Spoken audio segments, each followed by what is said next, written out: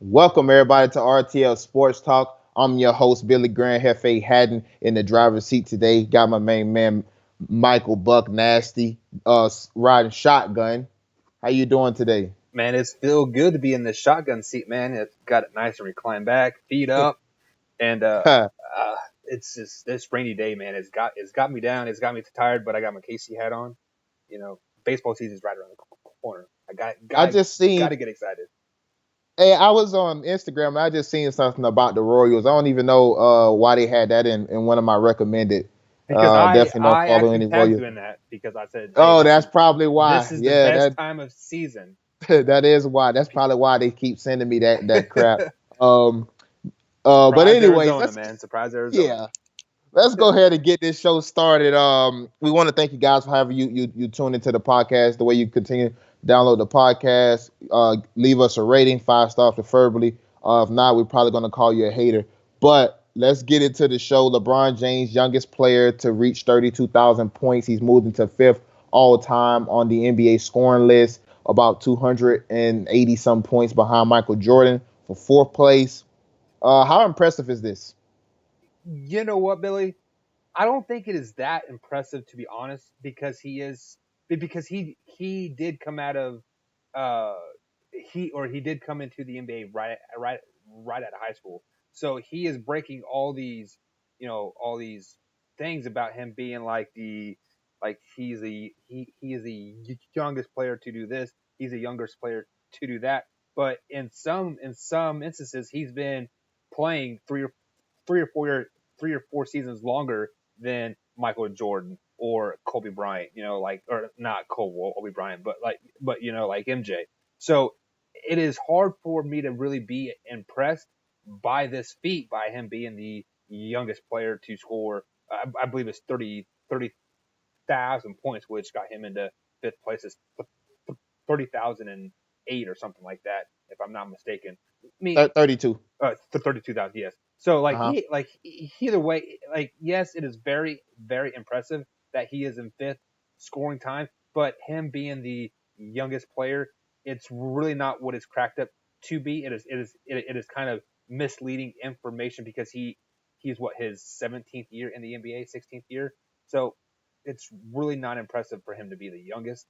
I mean, it is still an impressive feat though. Um, and I'm going to go opposite of that, and I think it is somewhat of importance, and only because you think about it, he's not the only guy that's ever came into the NBA straight out of high school. There's been other guys to do that. So whenever you are the first player or the youngest to ever do something like that, when other guys have done that before you, that's impressive. He's not the only guy that ever came from straight from high school. There's plenty of guys that did it. So to be the youngest guy to get at 32,000 points, and for especially for a guy that's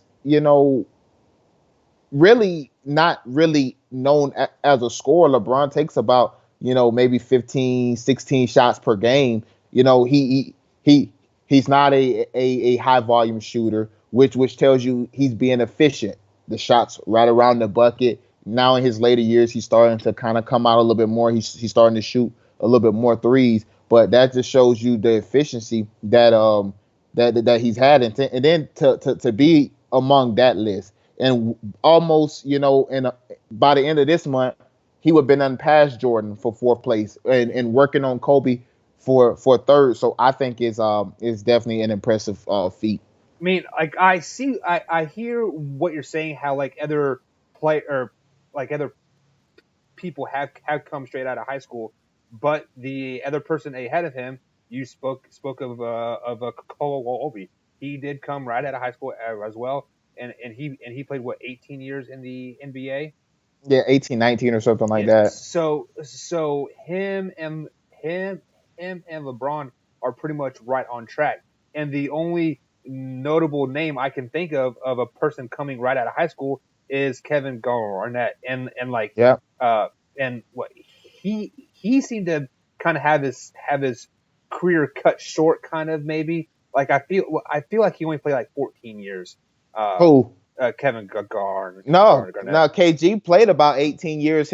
himself. He Well, wasted most of his career in Minnesota, and then he went to Boston. He played those years in Boston. Then he went to Brooklyn, and then Brooklyn was there, and then they traded yes. him back to the Timberwolves. Well, but like his 15, 16, 17, 18 year were kind of, he Yeah, was playing they were not good years. 19 minutes a game tops.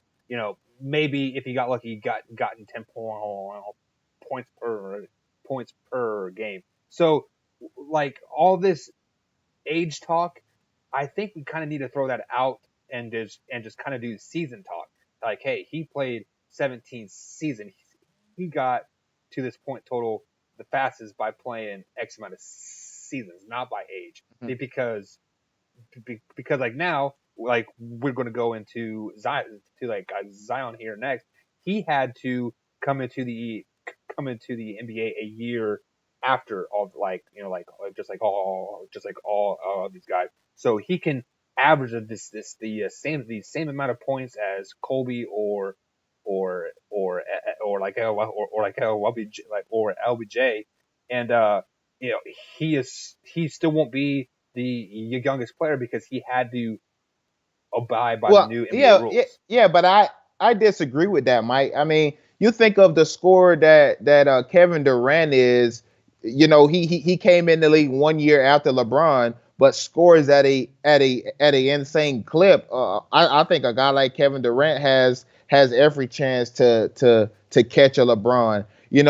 I wouldn't put a guy like Zion up there because Zion is he's more of a one dimensional guy. He's a slasher. Normally those guys don't make it. His jumper is not that great, but we'll talk about that later on in another segment. But I just think these guys now that come into the league and they are scoring at insane clips.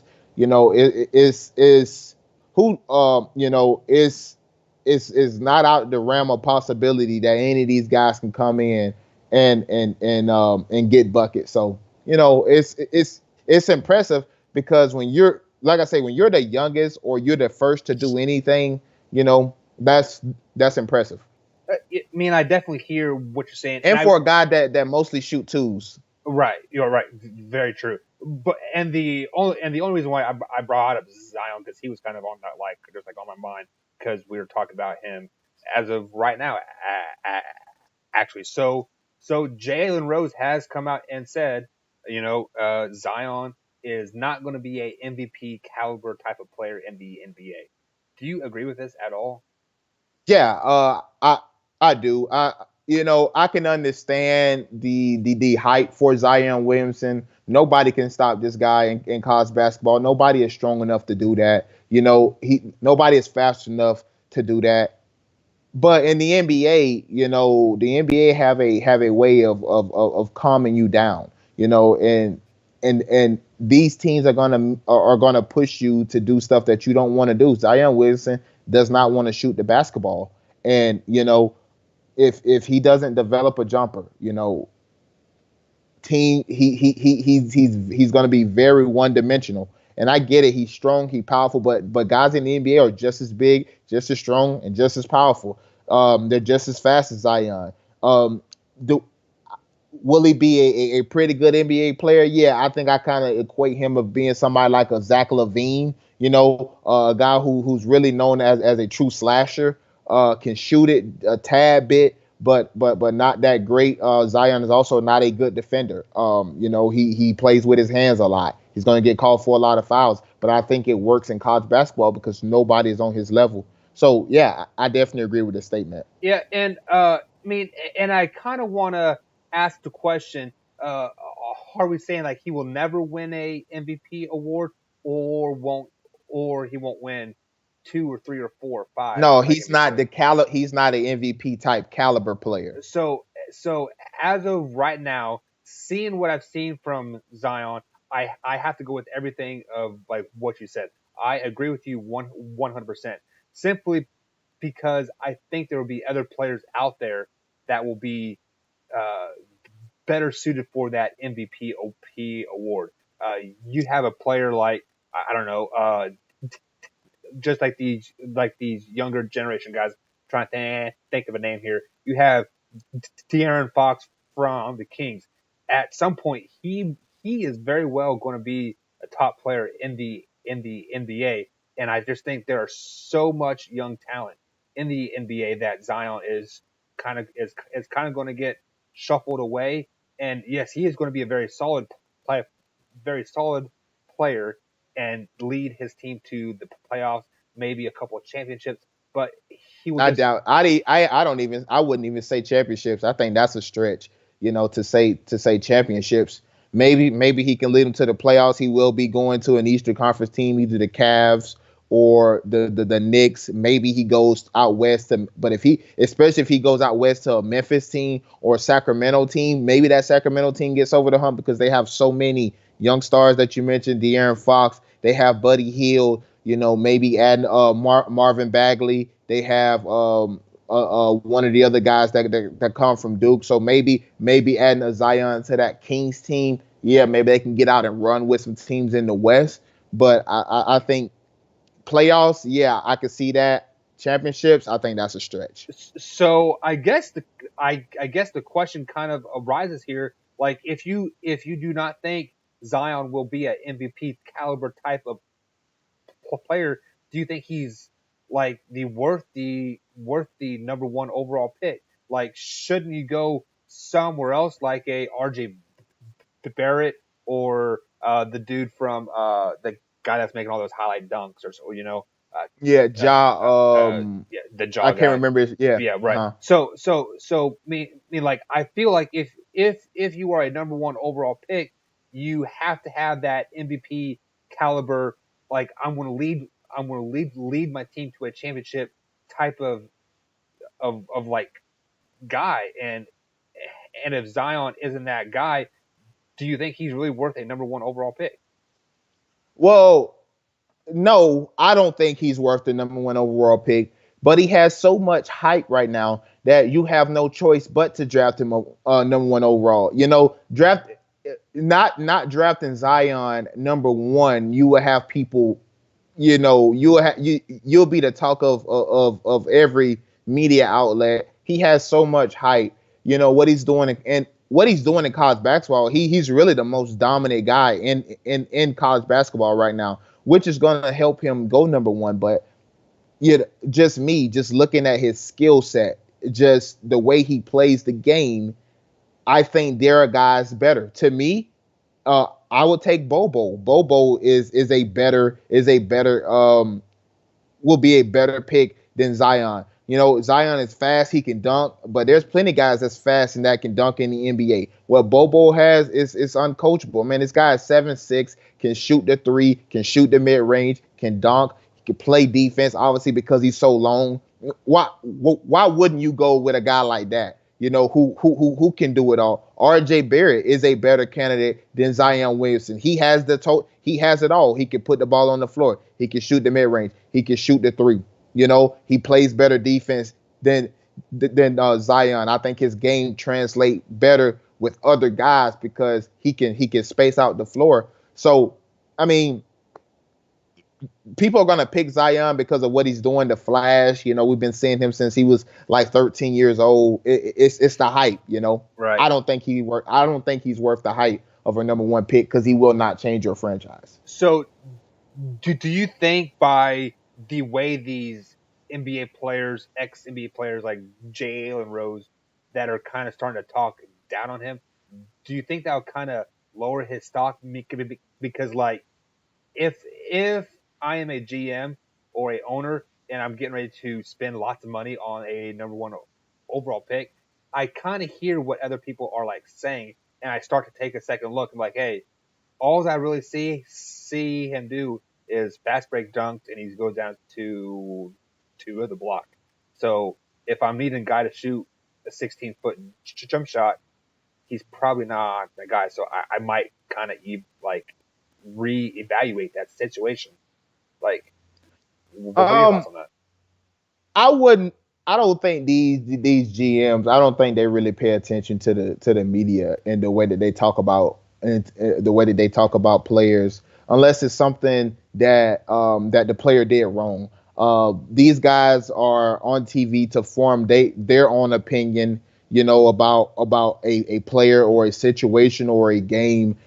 I don't think that factors into any GM's mind. Like, oh, Jalen Rose said that I shouldn't take Zion because he's not an MVP caliber player. I don't think that matters at all. They're gonna say that's Jalen's opinion, you know, but we're still gonna draft Zion. If you're the New York Knicks, you better draft Zion Williamson. He's gonna sell you tickets. People are gonna want to come back to the Garden. And then the fact that the trade talk of you getting Kyrie Irving or Kevin Durant or both of them, paired along with Zion Williamson, I think that's a pretty good team. That you could put in. You got Kevin Knox, a guy who has really been a surprise, honestly, to me. He's came out and played well this year. Also, they still have the kid from Arizona, Alonzo Trier, who's been playing really good. They now have Dennis Smith Jr., who I think will flourish in the East Coast, playing in the Eastern Conference. So if they can pull off the stuff that they need, I think the Knicks have no choice but to draft Zion. It's the hype, but no way do I think that any GM pays attention to analyst saying I wouldn't draft this guy. I just don't think that happens. But staying in the NBA, report comes out that Anthony Davis has been cleared he was cleared to practice, but now he's been cleared to play, and the New Orleans Pelicans is holding him out from playing until after the trade deadline, Mike. So I asked you this question: does this make you think now that this deal could possibly get done, or are the Pelicans being petty once again? Yeah, I believe I remember hearing every report. I believe it was on ESPN when Anthony Davis was first cleared to do basketball activities, saying that this was possibly going to be his last home game in a Pelican uniform, and I really think that is that is the correct answer. Is you will never see Anthony Davis in a Pelican jersey like again. Just like even if he doesn't get traded to like anywhere, I feel he is going to sit out the rest of the season because of the animosity that it might cause in the locker room or the commander or the whatever that word is, like on the court. Like the team won't be playing very The well. chemistry. Yeah, because their teammate, their star player, doesn't want to play with them because he doesn't have faith that they are good enough to win it, to make it to the playoffs or even win a playoff series. So I feel he is done. They might be being petty by not letting him play one more game just to say, hey, thanks, fans. But at the end of the day, you will not see AD in a Pelican uniform ever again. Yeah, that's a really good take, Mike. I think I said this about last week when all this Anthony Davis trade talks first kicked off, and I said, how would it feel, man? To have a guy say you guys aren't good enough to get me to a championship, and I want to go to a team that consistently compete for championships, and you put this guy back out on the floor after you take him out of the video, the chemistry will forever be messed up. You're talking about petty on another level. So I said then that we are probably not going to see Anthony Davis play again. No, they don't need that, which is the reason why I thought that they were going to get this trade done. Now I'm not sure whether or not they will get this trade done. I'm leaning way on the opposite end that this trade is going to get done. But I knew once they took him out of that video, it was the gloves are off, and we're showing our true colors now. No way they was going to be able to put him back on the floor with those guys. But Anthony Davis is winning. Anthony Davis makes $25 million this year, and now he's going to get the rest of his salary and not even have to play a game. Must be nice to make I say 15 or so $1 million just to sit on the bench. Yeah, I mean, and I remember seeing a interview like on their coach. I don't know his name. I don't even Alvin want to try. Gentry. But they were asking him, would AD ever be on the court ever again? And the coach was giving the politically correct answer. It's like, hey, he is still on this team. He's Yeah, in the I locker seen the room interview. now, and like he wanted to say like, why would I even want him here? He's like he said, all of us suck. He wants out. Why do I want him in here? Like I want to send him home. But I give mad props to that coach for giving you the politically correct answer, even though sometimes I really wish a coach would just say what he really wants to say, uh, Exactly. just to really be like, I like this guy more. But the media will take that and they will run so Oh, many circles we will around it. spin it You think around, of twist words. Yeah. Yeah, you think about what Kobe Bryant said the other day about when he was asked about James Harden, and that he sat there and gave an answer for about 2 minutes, but the only quote that was plastered over every media outlet was Kobe Bryant thinks you cannot win that type of basketball playing the way James Harden, Yeah. playing. And if you didn't watch the whole interview, you wouldn't know that Kobe also said like, but what James Harden is doing, he has to do that for his team, and they're winning games right now. He also said that didn't work in the playoffs. That style won't work in the playoffs, which it Yeah. hasn't. It's shown that one man pound the ball has proven not to work. Even with Kobe Bryant, he had to learn. I might need to pass the ball to Gasol. I might need to give the ball down to Andrew Bynum on the block. Pass it to Derek Fisher, maybe. Let some other guys hit some big Lamar Odom. Let these guys take over a little bit. And but we only heard Kobe Bryant said that style of basketball is not going to work. So that's why guys and coaches can't be themselves because media, Yeah. man. Well, it is the world of like we want the quick answer, and Yep. so we're gonna take out this three to four words here and kind of paraphrase it to make people want to click on this thing and watch it and see it. Yep. It's the old saying, clickbait. Like I'm It's drawing the you best in. bait. Yeah, It's the like best bait. but not to get down too big of a rabbit hole here, but that Lakers team that you just named with like Odom and Gasol and Kobe Bryant, how did they not do very well? Like how did they not win a couple championships? Like honestly. Well, they won the two with Kobe, but it's crazy to me that people actually say that this team wasn't good and that Kobe carried bums to the finals. And I'm thinking like, do you guys not remember that 2009 2010 Laker team that beat that Celtic and that Pistons team? That those were Yeah. some good Laker teams.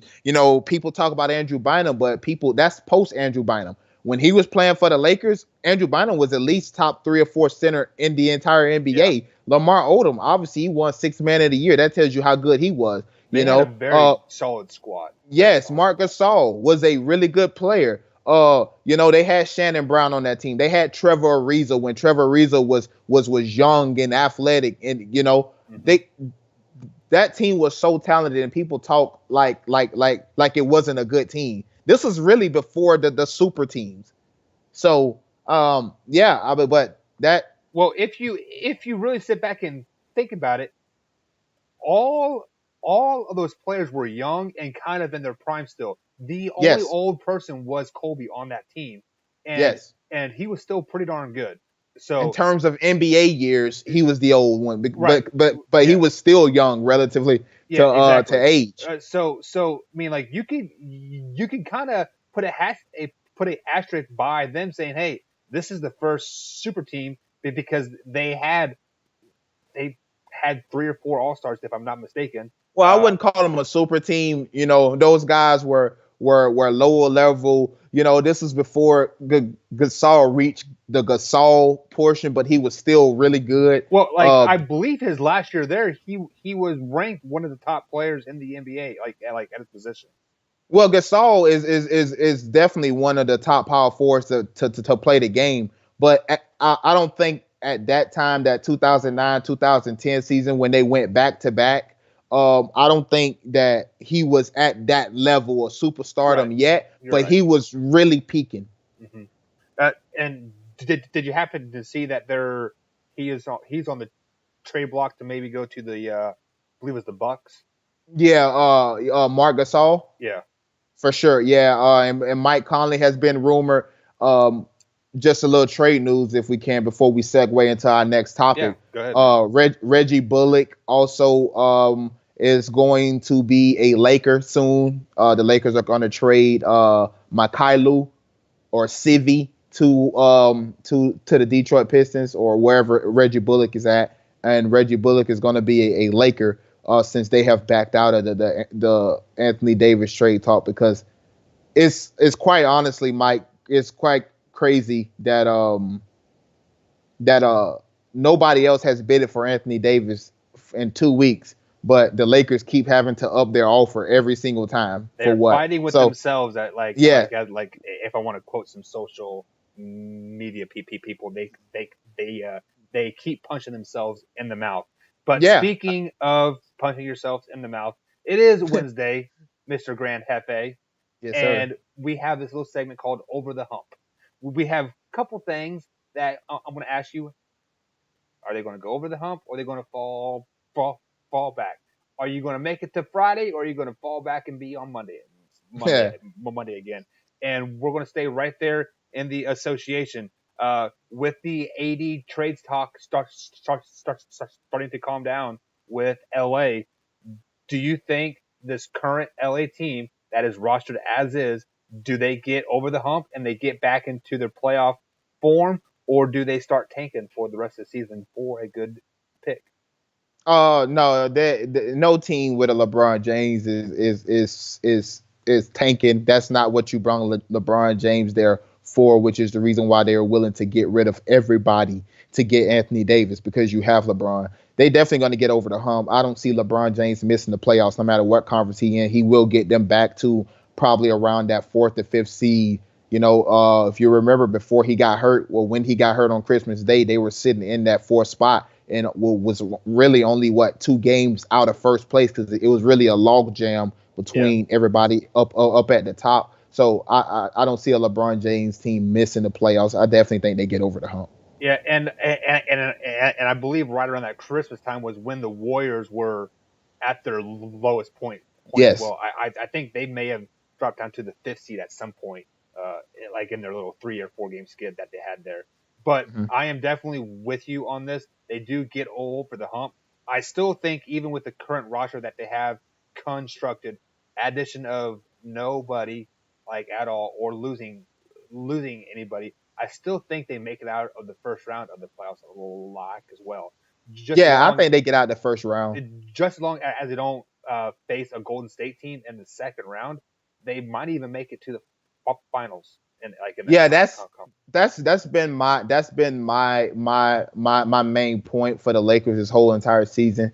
They can face anybody outside of Golden State. I think they still make it to the Western Conference Finals because I think they can beat any other team. I don't see OKC beating them. I don't see Houston beating them. I don't see Denver beating them. I don't see San Antonio beating them. I do not see the Clippers. I don't see any of those teams beating this Lakers team with the LeBron James. You still have to beat them 4 times, which right. which makes it really really hard in the NBA. We've seen It's that not like we see that when he was in the Cavs exactly. before. No It was matter very how hard. bad the teams are, you still have to beat him 4 times, and there hasn't been many teams in history that's beaten him 4 times like that. So I don't see any team in the West outside of Golden State putting up a fight. And I believe the last team to sweep LeBron James was the Spurs in the or no, Well, not the outside of the Warriors yeah, this yeah, year, yeah, yeah, yeah, yeah. it was past the Warriors. Yeah, Warriors and Spurs are the only 2 teams. So still and over the hump stains. Let's back up to the amateur hardwood a little bit. Uh huh. Michigan State has now dropped 3 games in a row since losing their best player to a season-ending injury. Does Michigan State and Tom Izzo get over that hump and still produce and be the team that we saw earlier this season, or do they fall back and they become 8, 9, 10 seed team? I think they get over the hump. This is Tom Izzo that we're talking about. I think Tom Izzo is one of those coaches. He's like a Bill Belichick. as far as the way that they construct their team. They never really have that one overpowering guy that's like, oh man, that guy right there is probably going to be the number one pick in the draft, like you would see with a Duke or with a Kentucky, or something like that. But what they do have is they normally have a collection of talent. And when you first lose a guy, it's kind of hard to adjust. You're used to everything going through him. But I think Tom Izzo is a good enough coach. One of the top 3 or 4 coaches in all of college basketball.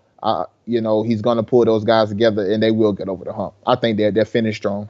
Yeah, they do finish strong, but they finish. But as far as getting over the hump, like getting back into their 2, 3, or 4 seed ways, I don't see that happening.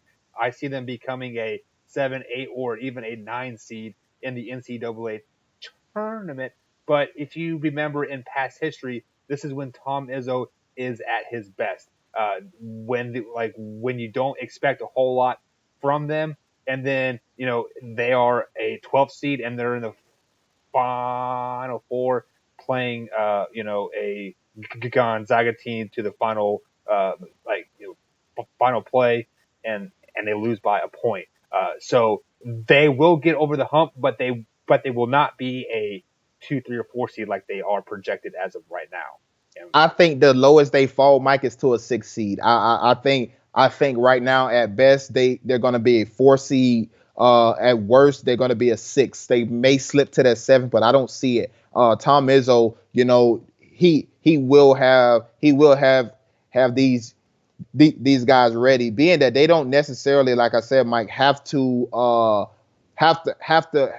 play with superstars. That's never right. really been Tom Izzo's mantra. Yeah, he's had a few, but and playing that Illinois team, Mike, they really struggled, honestly, and that's a really struggling team. But I think Tom Izzo will get those guys back going. They have Minnesota coming up next at home. I think that'll be a win to get them back on track Do you think before they play Tom? Wisconsin. Do you think Tom Izzo is the most underrated coach in NCAA? I wouldn't say underrated, but yeah, I mean, you can say that, but I think the reason why he don't is for the reasons that I explained earlier. That he never gets the big top notch guys. He never get the number 1, 2, 3 recruit. He's But he they're always good. he They're he always good. yeah, Always solid. yeah. He's always in that, like, that 15 range, and he get like the number 30 player. He's in that realm. He's not in the Calipari realm where he's getting those recruits 1 through 10. Or Coach K where he's getting recruits 1 through 10. Yeah, or Bill Self. So I think he don't get the recognition because he's not getting the top talent, but he's just winning. So I mean, I take winning. Yeah, definitely. Speaking of, perfect segue there, the Philadelphia 76ers, they obtained Tobias Harris in a trade. Does that trade get the 76ers over the hump and into the finals this season? I don't know. Finals. No. I think the finals this year belongs to the Boston Celtics. I think they are the deepest team. I think with Kyrie Irving, I don't think he will allow losing. But this trade does make the 76ers a much better team. If you haven't really watched Tobias Harris play, Tobias Harris is a really good offensive weapon, and he can play defense. He's a lone guy. I think he's about 6'8". He can shoot the jumper. He can dunk on you. He can go down on the low block. So I think this definitely helps them if they're able to retain Jimmy Butler. They still have Joel Embiid. This kind of helps Ben Simmons now because this gives Ben Simmons another player that he can now pass the ball to, and they don't have to really depend on him to be that third scoring option. He can be their fourth scoring option, and when you got Ben Simmons as the fourth scoring option, I think that is perfect for your ball club because he can just sit back and do what he do and orchestrate the offense. So I think this Tobias Harris move to Philly is a really, really good move for that Philly front office, and they're showing that they're trying to win now.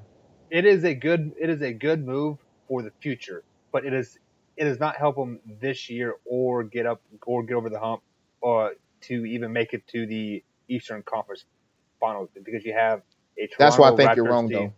though. You don't think so? You do think they'll make it to the Eastern Conference Finals?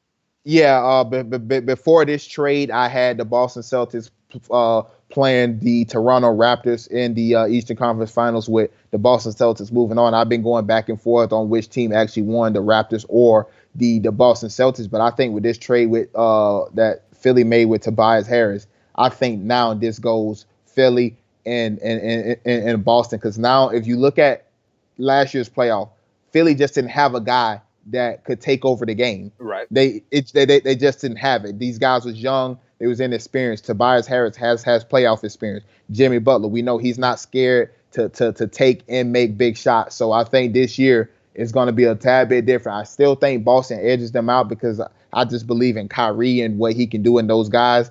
But I see Toronto losing in the divisional round. Yeah, and like I do have to admit I haven't seen Tobias Harris play that many games to really get a feel of his of like how he will fit into that system. But from the things I've seen, like I just don't see him being that much of an offensive of like threat or a defensive threat even to give them advantage over a Toronto Raptor team that I am actually going to pick to win the Eastern Conference this year, and then get swept by Golden State in I the had them finals. there, Mike.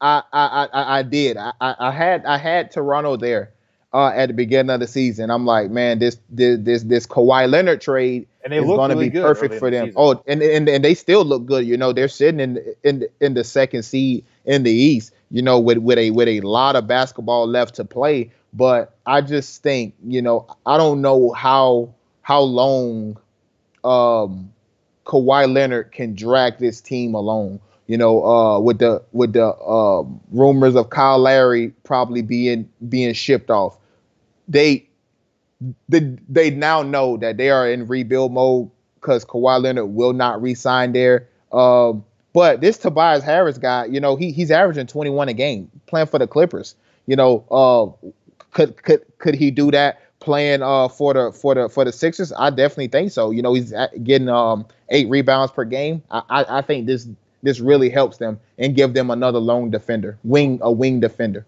And you also have and to a know that wing scorer.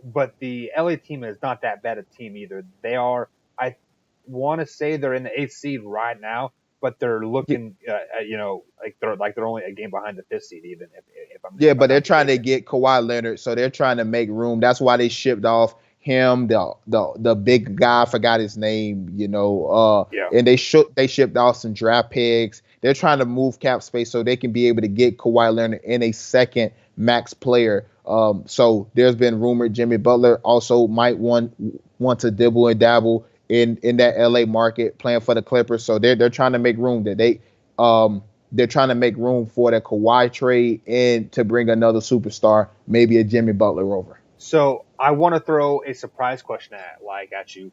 This Uh huh. question just came to me because we were talking about the LA tanking, and like now we're kind of talking about the other LA team kind of tanking as well. Do you think tanking will ever find its way out of the NBA, or do we just gotta understand this is a part of it, and this is just the way it's going to be for the rest of our lives? No, this is part of it, Mike. This is the way when you want to get something done, as because you got to think about it. The players would never tank. You know, players have too much pride to continue to just lose because that eats away at you. But the owner, the management, the guys who have to say, I have to keep this business running. I have to think about future. Right now, we can struggle right now because the fans aren't gonna just give up that easy.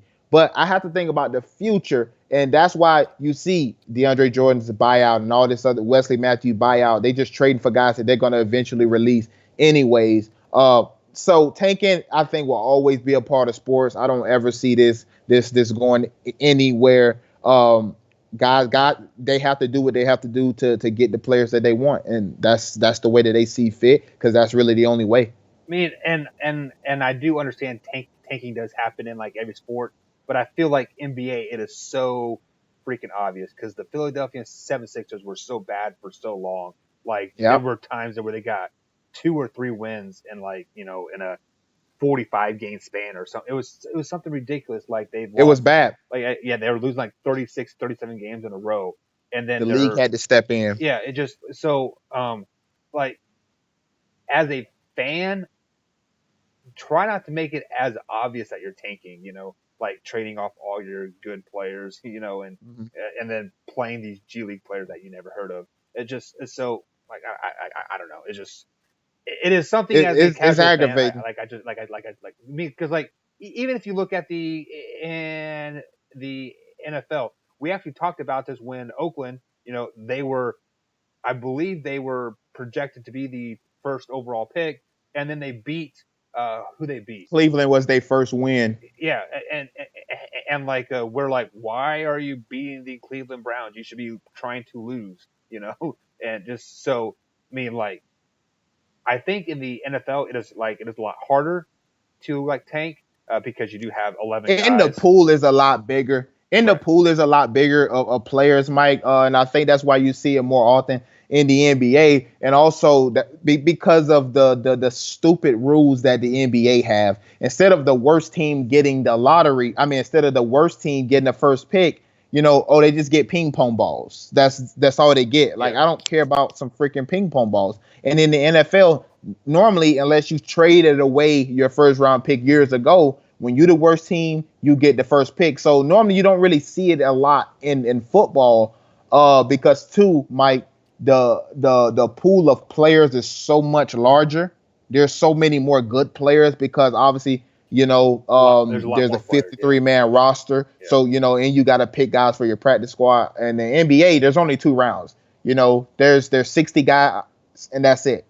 So I think that's why you see it. And normally out of that 60, only maybe 7 of them are really good. True. So that's why you see it more in basketball, I believe.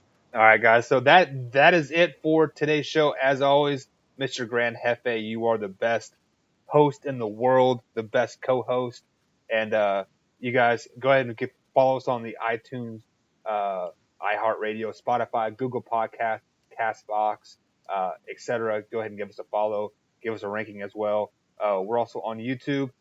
We are trying to figure out this streaming service here, on the YouTube channel. We'll get that figured out as soon as we can. But this video will be up. Billy, any closing thoughts on today?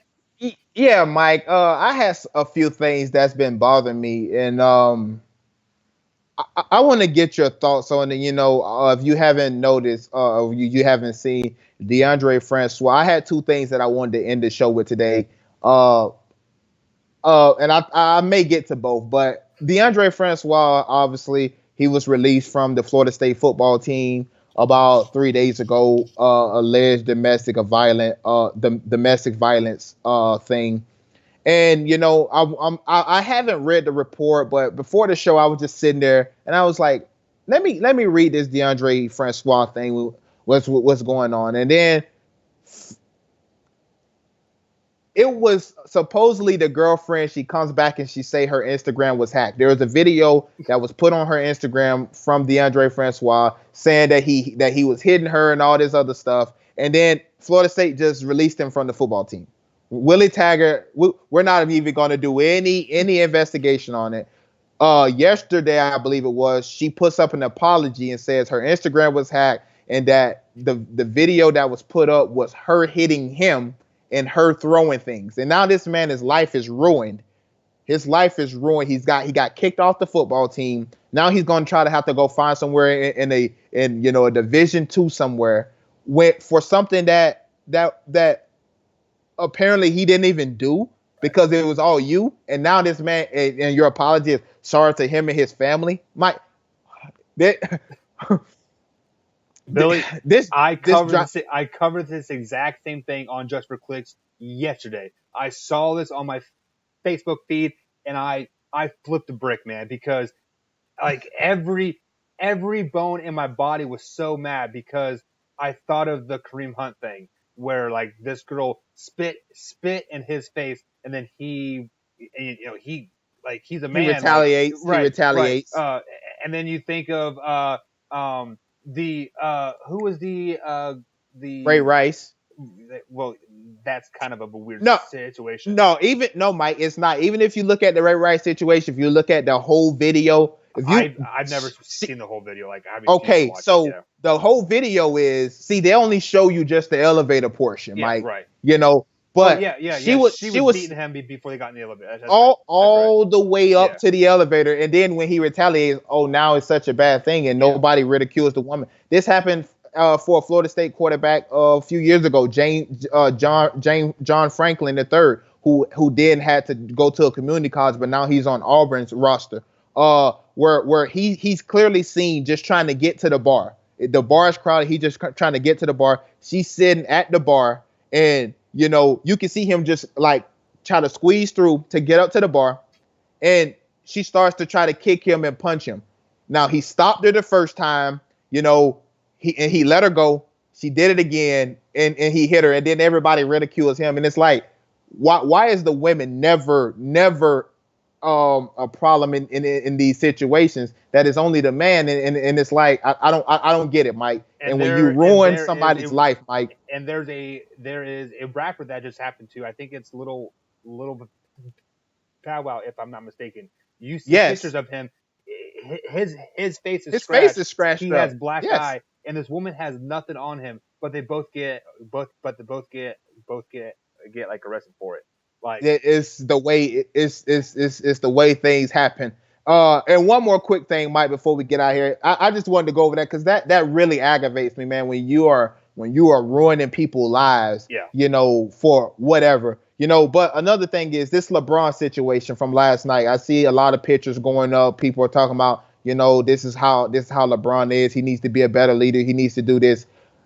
If you watch LeBron James' career, and I'm referring to the LeBron James picture of him on the bench where he's not sitting by the team, and just like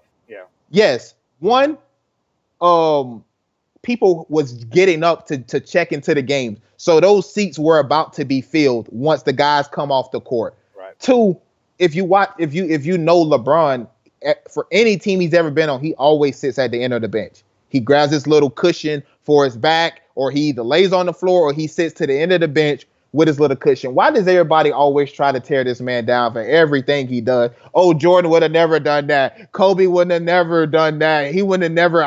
Stop it, man. Just like it aggravates me so much. I think Kobe did do that. He said the rest of his team sucks, and he scored he scored 81 points or something like that. Jordan punched Steve Kerr in the face, in the nose, but hey, that's great leadership. A guy can't sit to the end of the bench because that's bad leadership. I just don't get it, Mike. That's going to be it for today's show, guys. Thank you for joining us. RTS Sports Talk. We out. Go Royals.